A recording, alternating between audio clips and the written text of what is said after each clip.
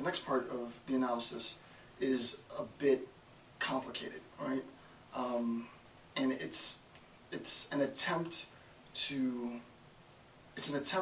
by Rand to make sense of not only how we arrive at concepts, right? So it's more than just the process of how we arrive at concepts.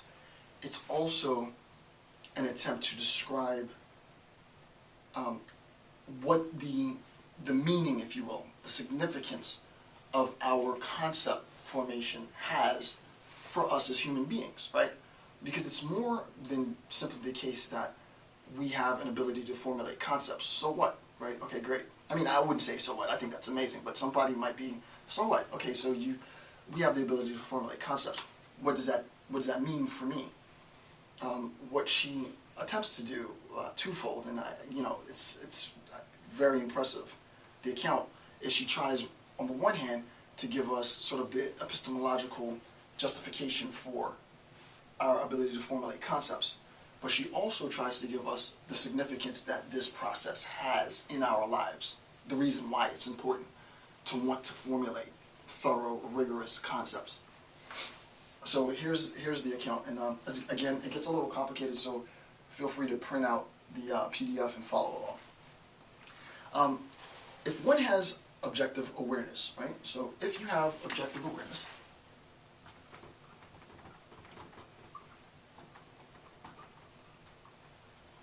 the question is, well, what is objective awareness, right? Well, objective awareness is obviously visual, right? Objective awareness is a visual awareness, right? So,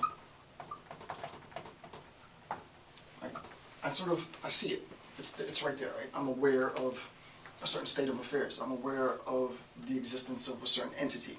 It's that entity there. So I come to recognize this matter, this thing in the world. So the conditional, because it's an if-then. If one has objective, and this is not Rand specifically, this is like from all different parts of Rand, but me synthesizing it into one hopefully coherent description. If one has objective awareness, then the argument is that one is able to transform concepts into mental entities, right? So if one has objective awareness visually, then I can transform I can transform concepts into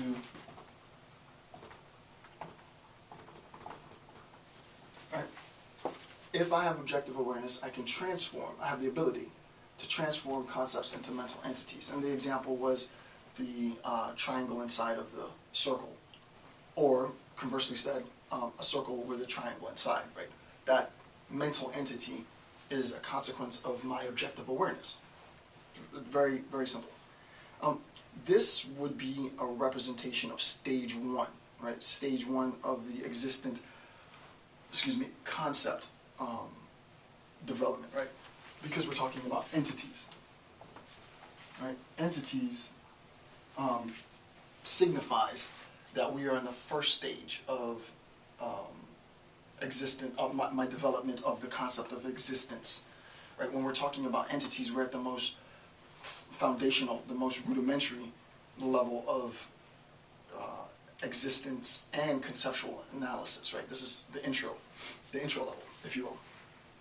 Okay, if one has the ability to define, so remember we talked about definitional accounts, right? So if one can define, right? And remember when we talked about definitions, what is the definition of a muggle, an individual who does not practice magic? What is the definition of a triangle, an enclosed three-sided geometric figure with interior angles totaling 180 degrees? Everything in that definition of a triangle, every word in that definition of a triangle is absolutely essential to understanding and identifying what that thing is. And I'm not using identification loosely. I literally do, in Rand rather, means identifying, right? Every word in that definition of a triangle is absolutely essential to understanding what it is. Every word, an individual who does not practice magic, every word in that definition is absolutely essential to understanding the concept of a mogul. So that we move from a visual level, right, to an essential level. Right? So we've gone from a visual level to an essential level. And you can suspect that this level is going to change as well, right? As this level changes, as we move from visual to essential, we're going to move in our understanding of existence, the complexity of our understanding of existence. So if one is able to define, right, the essential, one is able to identify, right? Obviously, one is able to identify. It's pretty simple, right? One is able to, right? One is able to identify. Right? So we've gone from entity to identity. And actually, I want to highlight that. So we go from visual to essential. We go from entity to identity. Right? This is stage 1. This is stage 2, STA, stage 2. So this is stage 1 of my development of the idea of concept. This is stage 2 of my development of the idea of concept. I've gone from the visual to the essential. I've gone from the fact that I just see a triangle, see another triangle, create a unit, recognize that the unit needs to be defined, describe that unit as an enclosed three-sided figure with interior angles totaling 180 degrees, and that description essentially identifies what it is to be a triangle. Right? That's as clear as it gets, right? That's what she's saying. Lastly then, at stage 3, what we recognize is if one is able to isolate specifically shared attributes within an object, right, or within the objective world, right, if I'm able to isolate attributes, right, the attribute of, being enclosed, being three-sided, having these angles, right, so if I'm able to, if one can isolate attributes, then what? If one can isolate attributes, and actually I want to the isolation of attributes, right? Being an enclosed three-sided geometric figure with angles totaling 180 degrees. Obviously, this is conceptual, right? And we recognize that this pertains, right? We've gone from the visual to the essential, and then finally to the conceptual. Right? So if one can isolate attributes, right? The attribute of a triangle is one of shape, or one of any number of modes of characterizing triangles, and I've described that quite a bit already. Right? So if one is able to isolate specifically shared attributes within the objective world, and this is obviously a conceptual ability, one is, and one can regard the entity as a unit, right? If I can isolate the attributes, then I can identify the object as a unit, right? I can identify the object as a unit. So I've gone from entity to identity to unit. I've gone from visual to essential to conceptual, right? So this, as I said, it wasn't going to be, it's not terribly user-friendly. It's not the easiest concept to understand, but you can see, and I can simplify this to make it easier to recognize. Right? So we'd have our stages. This would be stage 1. This would be stage 2. This would be stage 3. at stage 1, we have visual representation. And insofar as we have visual representation, we also have a recognition of entities. At stage 2, we use definitions to create the essential characteristics of things in the world.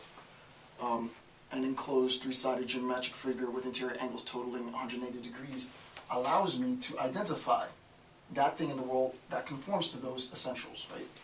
So the essentials allows me to identify. And then at the highest level, what we recognize is that the isolation of those attributes, that definitional account, allows me to create a concept that generalizes. And this is actually, quick note, this is actually the form, right? This would be Aristotle's form, this would be Rand's form. She doesn't use those words, but that's what she's saying. It's sort of on an equivalent level of Plato's form, right? The form of triangle, right? When I use the word triangle conceptually, I'm referring to that rather than referring to the very complex definitional account, right? So that my description of triangle covers all forms of triangle, all possible forms of triangle. Once I get to the conceptual level, then I recognize that I'm able to do that because my existence has sort of culminated in a recognition of the unit, right? The essential characteristics in at least two components within the objective world that are grouped in order to create the concept, whatever that concept is, triangle, mogul, what have you. So obviously we increase in complexity as we move from stage 1 to stage 3, right? We go from the visual we create essential definitions, and from essential definitions we arrive at concepts. We recognize entities, we identify those entities, and then we classify, really unit / classification. We classify, we create a system of taxonomy. I mean, obviously, that's what Aristotle did, both scientifically and conceptually. I mean, he's a taxonomist. Rand, to an extent, is a taxonomist, right? That's what she does. And that's what she's attempting for us to do. What she's attempting to taxonomically classify is our thought, right? And here's the classification for it. Okay, so that completes the description of the progression from the visual to the conceptual.